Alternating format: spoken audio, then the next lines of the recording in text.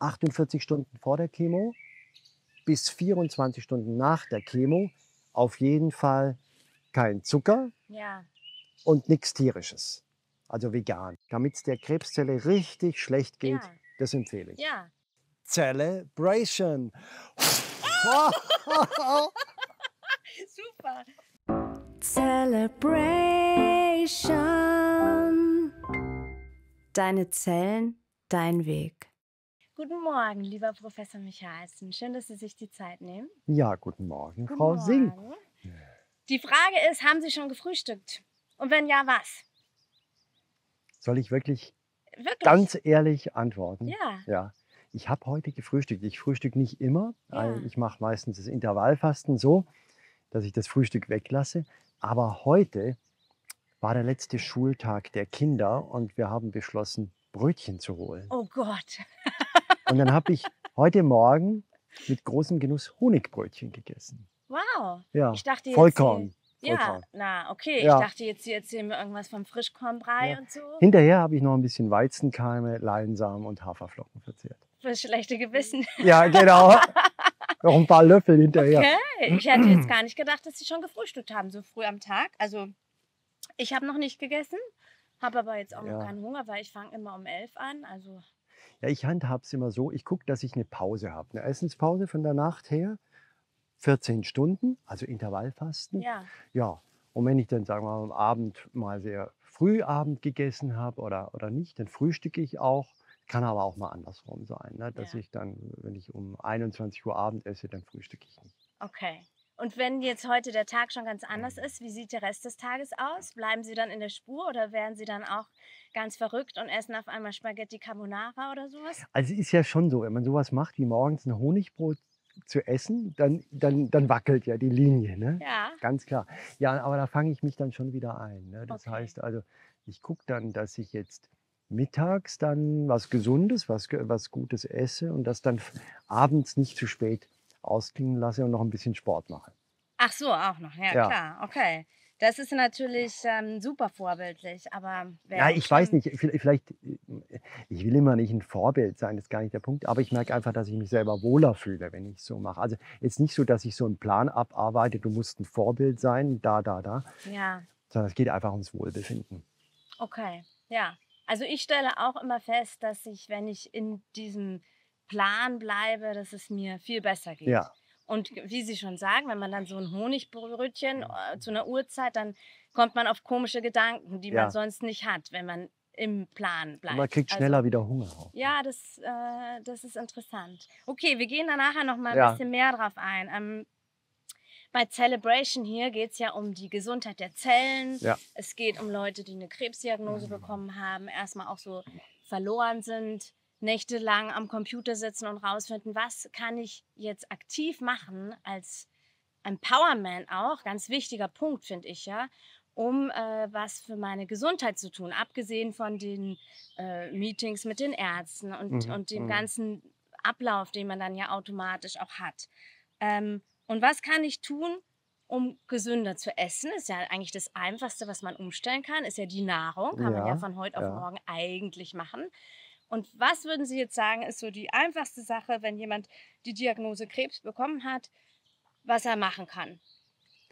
Also ich muss noch eine Sache dazu packen, und zwar die Nahrung ist natürlich ganz, ganz wichtig, aber der Schlaf ist auch sehr, sehr wichtig. Da weiß man gerade bei Krebserkrankungen, ist ja auch noch die Unruhe, ne? durch die Erkenntnis, dass da jetzt erstmal eine Unruhe da ist der Schlaf oft gestört. Und der Schlaf ist was ganz, ganz Wichtiges. Und das würde ich immer als erstes empfehlen. Man kann den nicht herzaubern, den guten Schlaf. Aber zu schauen, dass man da wirklich alles so vorbereitet, dass er gut sein könnte.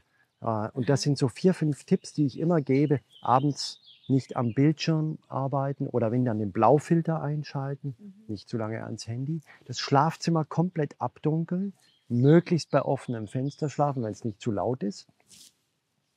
Und abends vielleicht ein warmes Fußbad zu machen oder einen kleinen Abendspaziergang, damit man schön in die Nacht reinkommt. Also der Schlaf ist wirklich ganz, ganz wichtig. Ja, und dann kommt die Nahrung. Ne? Hängt aber übrigens auch beides miteinander Aber zusammen. gibt es da Studien zu dem Schlaf? Gibt's da irgendwie, hat man das untersucht? Also es gibt jetzt sehr, sehr viele Studien, die zeigen, dass der Schlaf ist wirklich das, wo unser Körper sich, das wissen wir ja alle, wo der sich unglaublich regeneriert. Und je besser der Schlaf ist, desto mehr Tiefschlafphasen wir haben, naja, desto besser geht es dem Immunsystem, dem Stoffwechsel, dem Gehirn. Und was natürlich auch ganz schick ist, man kann heute, jetzt hat nicht jeder so eine Apple Watch, ich habe übrigens auch keine, aber man kann tatsächlich auch mit diesen Uhren oder so Sachen, kann man das auch so einigermaßen so überprüfen. Das ist auch nicht uninteressant. Ne? Und dann zum Beispiel mal gucken, ja, die meisten Menschen schlafen zum Beispiel die Montagsarbeit, schlafen Sonntag auf Montag schlecht. Ja. Ach so. Ja, und dann kann man sich zum Beispiel fragen, was kann ich denn machen, dass ich Montag nicht gleich so aufgeregt, also in die Nacht zum Montag nicht gleich, vielleicht mal eine Meditation am Abend, die Woche schon mal durchgehen. Und der allerwichtigste Tipp, nicht zu spät schlafen gehen. Wann gehen Sie denn schlafen? Ja gut, bei mir kommt das Musikergehen dann schon noch Oh. durch. Also ich muss ja auch früher aufstehen. Also ich gehe so wann gehe ich ins Bett? Um 11:30 ungefähr. Gut, es kommt natürlich auch auf die Umstände an. Ne? Wann geht die Familie, der Partner schlafen? Wie sind die der Gene? geht überhaupt nicht schlafen. Wie sind die Gene? Aber es ist schon so, auch im Ayurveda, ne, sagt man, also eigentlich wäre die beste Uhrzeit zum Schlafen gehen ist 10? Ja. Oh Gott, ja, ich habe es mal gehört. Ja, 10. Ja. Gehen Sie um 10 schlafen? Immer öfter. Also, Den Tatort schafft man dann gerade also meine noch Frau und ist dann auch schnell Ärztin Zähne und wir putzen. haben das dann natürlich von den wissenschaftlichen Daten irgendwann mal verfolgt und haben wir gesagt, ja gut, warum eigentlich nicht? Ne? Also klar, wenn man jetzt eine Einladung hat, geht man nicht um 10 schlafen. Tatort finde ich sowieso viel zu aufregend. Das ist auch nicht gut, Tatort zu gucken vor dem Schlafen. Nee, gar nicht gut, ja. Also ist nur so ein Tipp. Ja. 10 Uhr wäre schön. 10, ja. Ja. Aber wann steht man dann auf, wenn man um 10 schlafen Naja, geht? die Schlafdauer ist auch ein bisschen genetisch bedingt. Ne? Wissen wir ja, manche brauchen 6 Stunden, manche 8 Stunden. Klar, wenn jetzt einer nur 7 Stunden braucht, und er geht um 10 schlafen, dann ist er um 5. Ja, Wahnsinn. Das ist aber genial. Ja. Weil 5 Uhr morgens Kann man richtig viel machen. ist die beste Zeit für Yoga und Meditation. Im Indischen heißt es Amrit Vela, das ist die heilige Zeit, weil ringsherum ist noch alles ganz ruhig. Ne? Kein Stress, nicht die Unruhe, Energie da, lässt sich am besten entspannen. Ich mache es auch nicht immer. Also ich werde es mitnehmen als Aufgabe und mal drüber nachdenken, mal meine indischen Gene aktivieren. Ja, aber das kommt ja aus Indien mit dem Amrit Vela. Ne? Ich glaube, aber das war natürlich vor der Erfindung des modernen Lebens. Ja, also okay. Na gut, aber da habe ich ja schon wieder einen neuen Punkt, den ich bearbeiten kann. Der Schlaf. Aber jetzt gehen wir noch mal ganz kurz zur Ernährung. Ja. Wenn jetzt jemand eine Krebsdiagnose bekommen hat, und interessant ist ja auch, dass die Ärzte oft sagen, nein, ändern Sie gar nichts. Wir machen jetzt hier alles und ändern Sie gar nichts. Und bei mir war das ja auch wirklich so, dass für mich ganz wichtig war, dass ich gesagt habe, nee, ich will ganz viel machen, weil mir das ja auch Kraft gibt. Und das Einfachste, finde ich, oder war bei mir so, ist eben zu sagen, was esse ich denn da eigentlich, sich das anzugucken und zu sagen, kann ich das irgendwie verbessern. Und bei vielen Leuten gibt es ja da schon Spielraum, würde ich sagen. Kann man so sagen, ja. Genau. Raum für Verbesserung. Ja, genau. Naja, klar. Ich glaube, bei der Ernährung ist auch der Punkt, im Prinzip wissen ja fast alle, was gesund ist. Es ist ja auch wirklich jetzt viel in den Medien gewesen die letzten Jahre und so. Manche können es auch schon nicht mehr hören. Und so. Aber es ist wirklich wichtig. Vielleicht auch nochmal klar, die Ärzte, die sagen oft, die winken da oft ab, weil sie denken, ja, jetzt belasten wir die Leute nicht damit. Aber das ist falsch nach meiner Meinung. Weil wenn man sich gut ernährt, kriegt man auch mehr Kraft. Ja. Und man muss ja nicht alles 100% machen. Das ist ja und es ist auch keine Askese. Es ist jetzt nicht so, dass man den ganzen Tag irgendwas essen muss, was einem nicht schmeckt, sondern das soll einem schmecken, aber der Geschmack, der stellt sich auch um. Ich finde 2 Sachen am wichtigsten. Das eine ist, wir haben wahnsinnig viel über das Darmmikrobiom, über die Darmbakterien gelernt. Die entscheiden ganz viel über die Gesundheit in der Zukunft. Und da sind Ballaststoffe ganz wichtig. Ja. Und das ist einfach in Gemüse, in Hülsenfrüchten sehr, sehr konzentriert drin. Jetzt sagen manche Hülsenfrüchte, kriege ich Blähungen und so weiter. Man muss ja nicht gleich einen Riesentopf schwarzer Bohnen als Starter nehmen. Ne? Aber anfangen damit, sich reinzugewöhnen. Ja. Dann verändert sich das Mikrobiom, dann verträgt man. Also Ballaststoffe ist wahrscheinlich wirklich was ganz Entscheidendes, auch gerade bei Krebserkrankungen. Und dann ist es so, dass klar ist Obst gesund und Gemüse. Aber was ist eigentlich das Gesunde an Obst und Gemüse? Sind die Ballaststoffe. Und dann ist es so, dass je dunkler, je pikanter, je schärfer, je würziger, je farbiger etwas ist, desto mehr sekundäre Pflanzenstoffe sind drin. Und da muss man sich immer klar machen, was ist denn das sekundäre Pflanzenstoff? Das ist so, die Pflanzen, die kämpfen die ganze Zeit ums Überleben. Dauernd kommt ein Insekt oder kommt die UV-Strahlung der Sonne, jetzt gerade nicht. Nee. Und die müssen dauernd gucken, dass sie da in diesem Kampf ums Überleben überstehen. Und die basteln deswegen die ganze Zeit Abwehrstoffe. Das sind diese sekundären Pflanzenstoffe, die Paprika rot machen oder die schwarzen Johannisbeeren dunkel. Und wenn wir die essen, dann kriegen wir sozusagen die ganze Zeit Abwehrstoffe in unseren Körper. Und deswegen ist es so, die Brombeeren, Blaubeeren, Heidelbeeren, Gewürze aller Art, das ist ganz wichtig. Also das würde ich herausstellen wollen. Ne? Ja. Ballaststoffe und diese Energiefabriken der Pflanze. Ja. Ja, also natürlich, wie Sie schon sagen, viele Leute wissen das, aber sind schnell überfordert, wo ich mich immer wundere, von was sind die jetzt überfordert.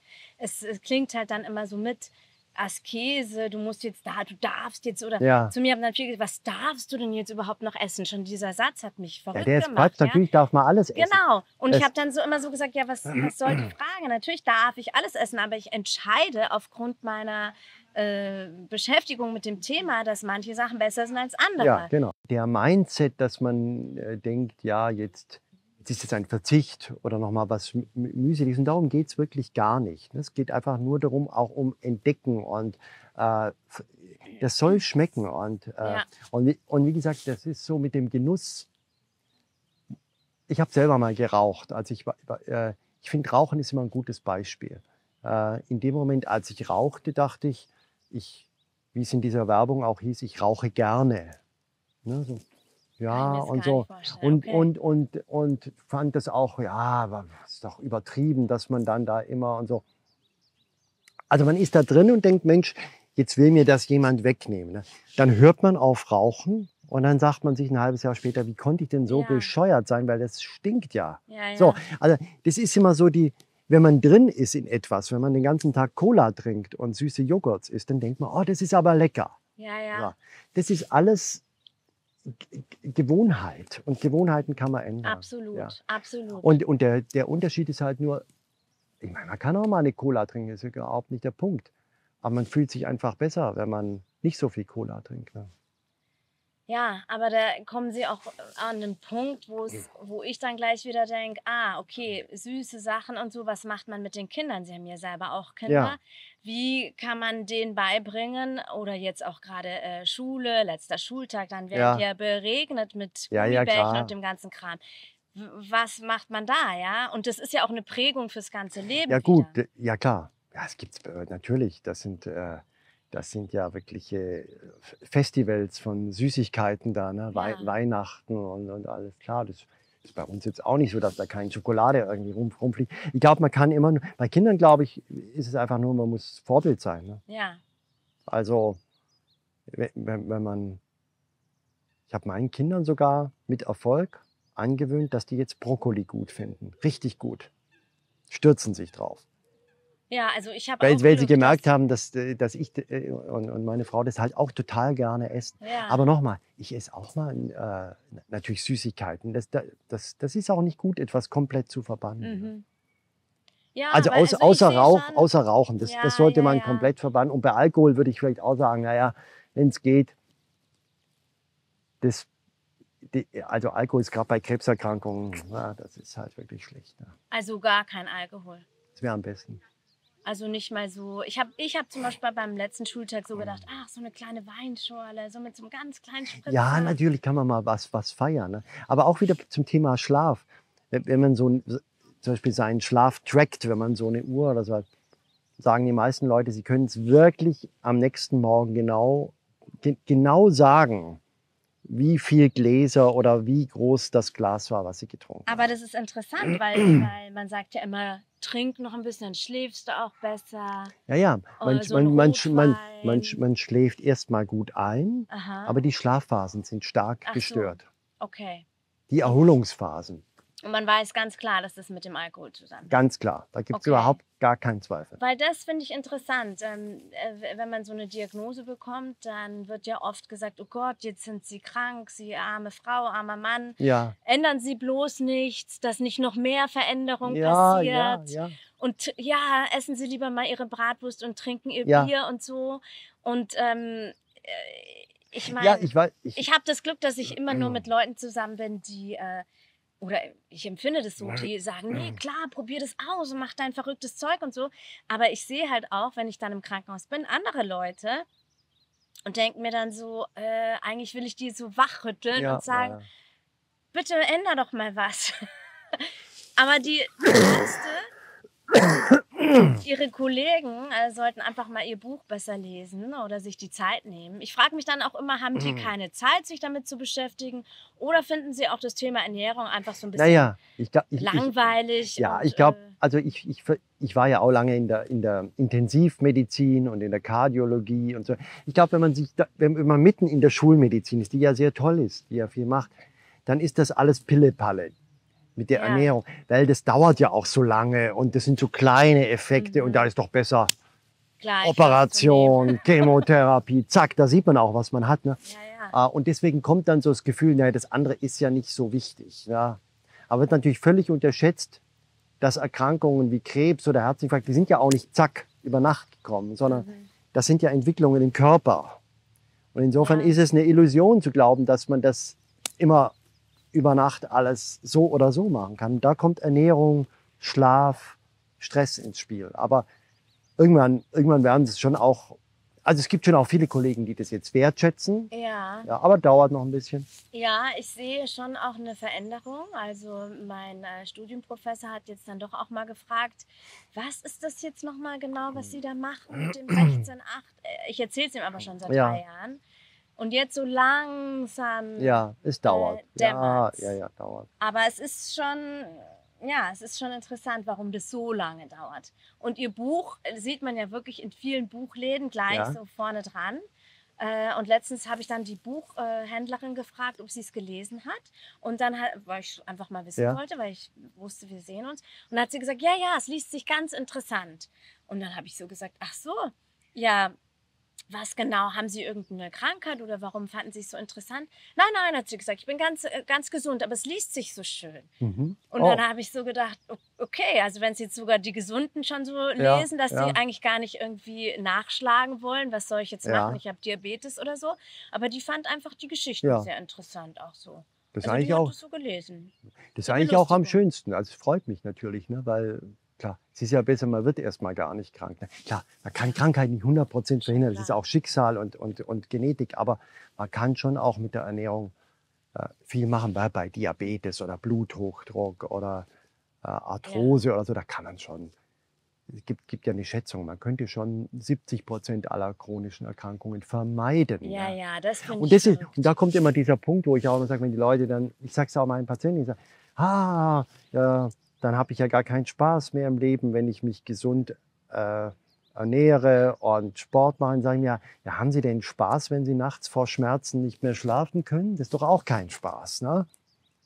Also dann esse Ja, ich doch das lieber ist- weniger Bratwurst und habe keine Schmerzen. Ja gut, aber das ist interessant, wie wir so geprägt sind. Was ist Spaß? Die Bratwurst ist Spaß, der Tofu nicht, oder wie? Ja, genau. Also gut, aber das ändert sich ja, Ja, auch. Tofu ist so lecker. Ja, Aber also, früher mochte ich ihn gar nicht.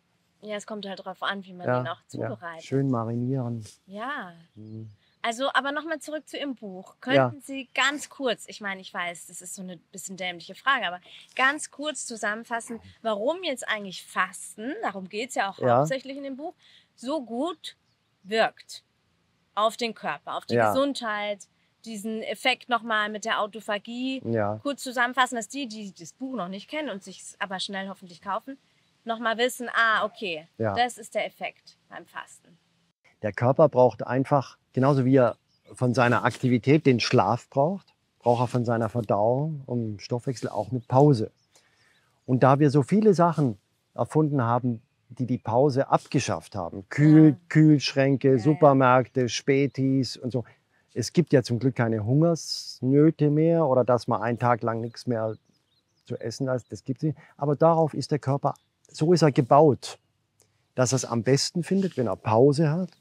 Dann kommt wieder viel, und dann gib ihm und dann wird so.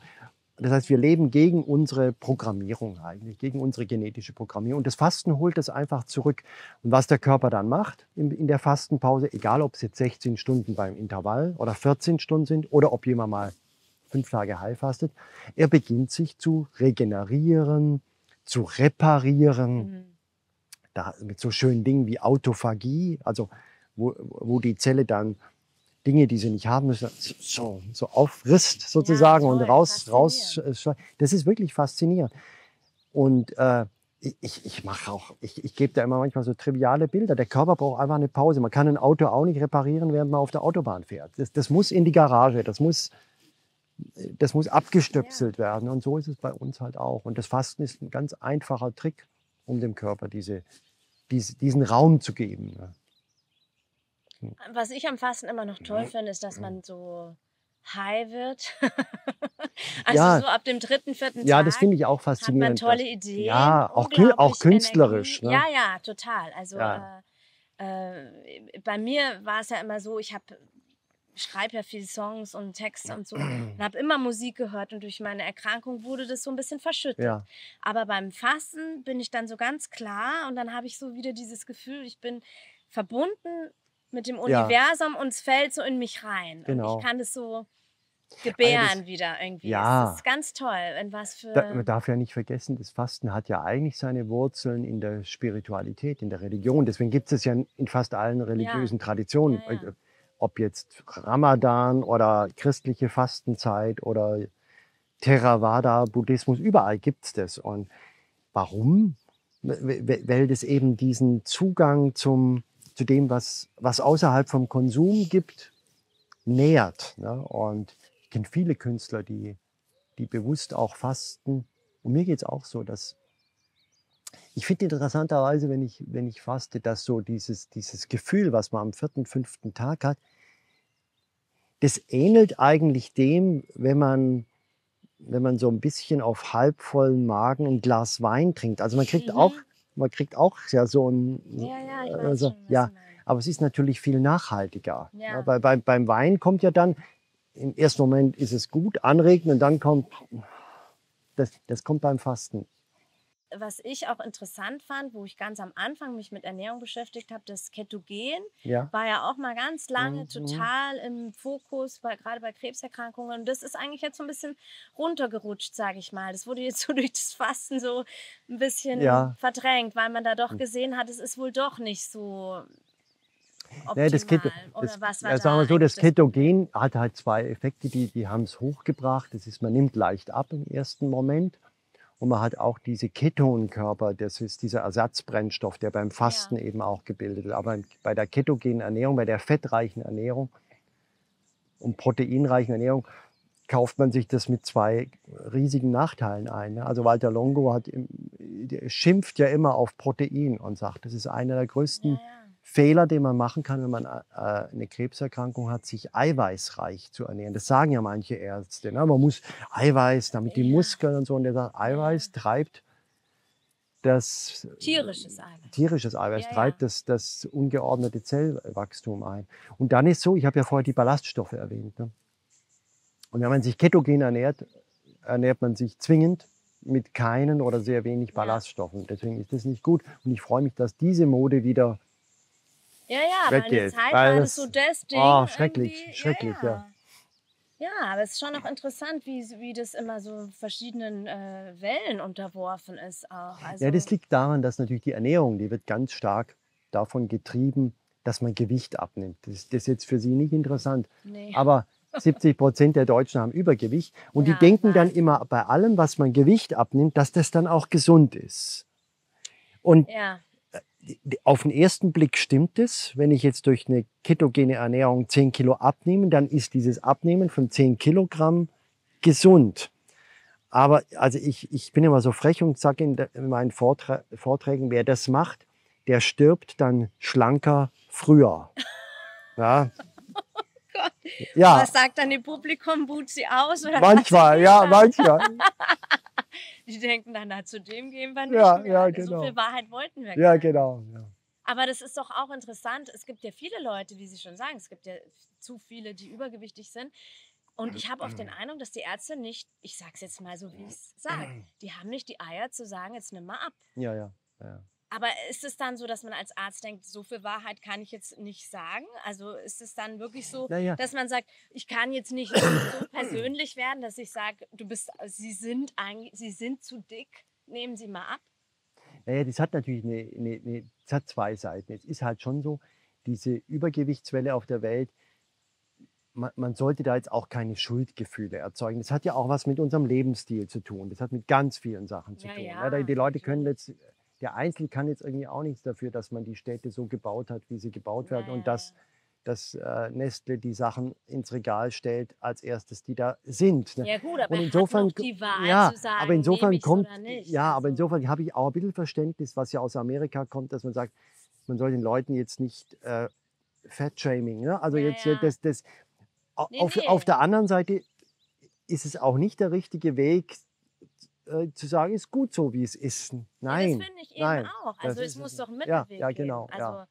Versuche ich immer. Aber genau, das kriegt man auch hin. Ich denke, die Leute wissen es letztlich auch schon selber, ja, wo wahrscheinlich. Also, wo sie da sind. Ne? und was ich ja auch immer so interessant finde, ich hatte ja keine Chemo zum Glück und so, aber da, wo ich zum Blutabnehmen abbiege, da sitzen auch Chemopatienten.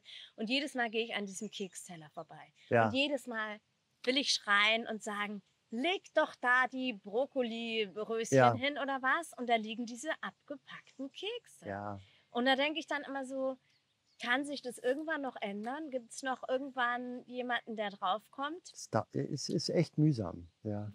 Das verstehe ich nicht, warum das dann Ja. so lange dauert. Weil da können wir uns hoffentlich alle drauf Da- einigen, dass die Kekse Nee, klar, da könnten auch Da ein paar nicht Nüsse hingehören. liegen oder Ja, sowas. genau. Ja, ja. könnten Ja, da ja. auch Corona-konform in kleinen Päckchen, Ja, wenn man genau. jetzt sagt, das liegt Ja. an dem. Ja, das werde ich mal vorschlagen. Ja. Kleine Nüsschen. Ja. So Studentenfutter in Ja, so kleinen genau. Dingern. Ja. Das werde ich gleich mal Ja. anbringen. Sehr gut. Und überhaupt das Essen im Krankenhaus? Meinen Ist Sie, schlimm. dass man da noch irgendwie. Ja, also wir arbeiten daran. Also wir haben da verschiedene Initiativen mit Ärzteverbänden, Ernährungsverbänden, mit den in der Politik auch an der Ist ja auch eine Charité und so. Geldfrage. Doch, ich glaube, da tut sich was, aber langsam, nee, wie heißt es, mühsam ernährt sich das Ja. Eichhörnchen. Na gut, okay. Also ich habe es immer so gemacht, dass ich mein Essen mitgenommen habe und dann so ein bisschen aufgetunt. Das würde ich auch empfehlen. Ja, weil Ja, ja, ist leider so. Also das meiste Krankenhausessen ist schlimm. ja. Ja. Naja, gut, zum Glück können wir selber kochen. Was ja auch wirklich irre interessant ist, und das wird jetzt noch viele, glaube ich, die jetzt drangeblieben sind, interessieren. Fasten und Chemotherapie. Oh ja. Da haben Sie ja eine Studie geleitet, die auch hohe Wellen geschlagen hat. Oder? Kann man schon so sagen. Ja, weil ja. die meisten das erstmal so nicht in Verbindung gebracht haben. Können Sie da kurz was zu erzählen? Um es kurz zu machen, dieser berühmte, dieser Gott der Fastenforschung, also Walter Longo, Professor Walter Longo, wir kennen uns gut, der hat halt rausbekommen, dass bei seinen Versuchstieren, dass die keinen Krebs kriegen, die regelmäßig fasten. Und dann hat er weitergedacht und hat gesagt, jetzt gucke ich mal, was passiert eigentlich bei der Chemotherapie, wenn ein Krebs da ist und die fasten. Und dann hat er herausgefunden, denen geht es viel besser. Denen fällt nicht das Fell, also die Haare vom Ja. Fell aus. Das kann man auf Filmen auch sehen, ne, wie die dann ganz vergnügt sehen. Die hatten auch eine bessere Prognose, wobei sagt er immer, das darf man jetzt noch nicht auf den Menschen übertragen. Ne? Ein Mausversuch und Mensch gut, sind klar. zwei unterschiedliche Sachen. Aber ja, und wir kennen uns gut und dann habe ich halt eine Studie gemacht und dann haben wir das mal ausprobiert. Und die ersten Ergebnisse waren und sind schon so, dass es nicht zu lange, ne? Also nur so 2, 3 Tage, ne? Weil man soll ja auch nicht zu viel Gewicht abnehmen. Ne? Aber wenn man das macht, und man hat ja sowieso auch wenig Appetit bei der Chemotherapie, ne? Dann scheint es tatsächlich die Verträglichkeit aufzubessern. Also weniger Nebenwirkungen sind die Folge. Da gibt es jetzt ganz viele Studien, die das nach uns auch schon bestätigt haben, sind aber alles kleine Studien. Immer mal so 20 Patientinnen, mal Brustkrebs, mal 15 Männer mit Prostatakrebs und so. Deswegen bin ich noch vorsichtig. Ja, aber da kommen jetzt neue Studien und ich glaube schon, also eins glaube ich, wird sicher sein, dass man während der Chemotherapie die Ernährung ein bisschen mitsteuert. Ja. Und eine Empfehlung lasse ich immer schon raus: 48 Stunden vor der Chemo bis 24 Stunden nach der Chemo auf jeden Fall kein Zucker Ja. und nichts Tierisches, also vegan. Das würde ich jetzt schon empfehlen.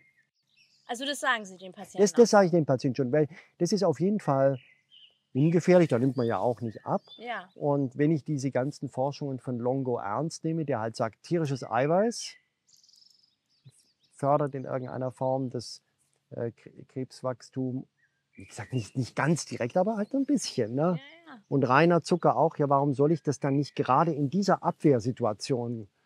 Ne, Chemotherapie kommt, jetzt geht es aufs Ganze. Ja, ne?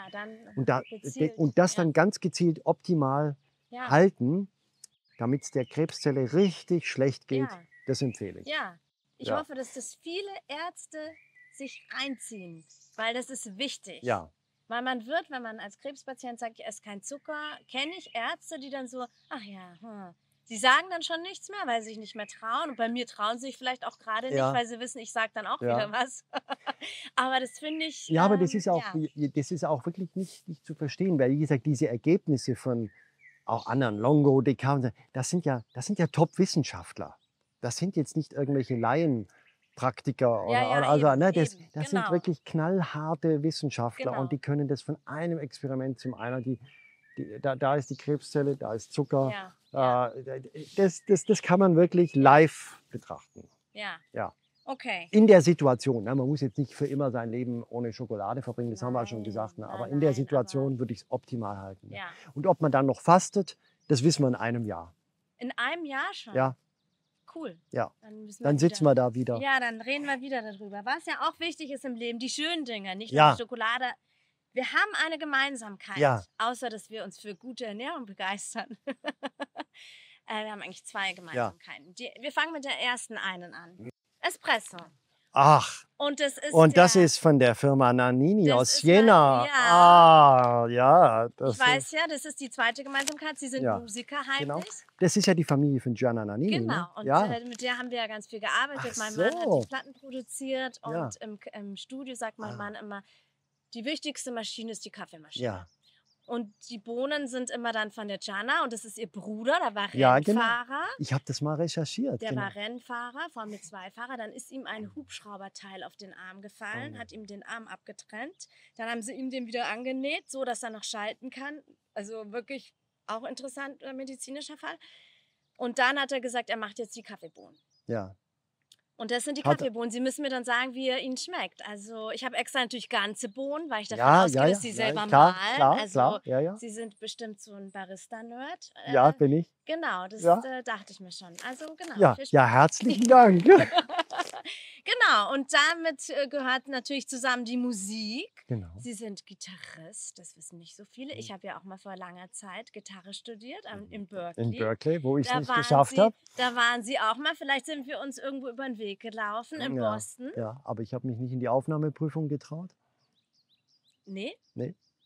Ja, aber deswegen sitzen Sie jetzt hier und das ist ja auch gut. Da freuen wir uns doch alle. Und ich habe bei meiner Aufnahmeprüfung All the Things You Are gespielt auf der Gitarre. Jetzt echt? Ja. Das war, deswegen habe ich ein Stipendium bekommen, wegen meiner Interpretation von All the Things You Are. Ja. Ist sie gestimmt, die Gitarre? Ich muss gucken. Ja, Sie gucken mal. Und ich habe Corona-bedingt jetzt nicht mehr viel gespielt. Alles gut. You are the promised gift of springtime that makes the lonely winter seem long. You are the breathless hush of evening that trembles on the brink of a lovely song. When all the things you are mine. Eine Nichtsängerin und ein Professor, der ein Jahr nicht Gitarre gespielt hat, aber dafür war es doch Dafür haben wir gut. es doch einigermaßen gut geschafft. Ja. Celebration.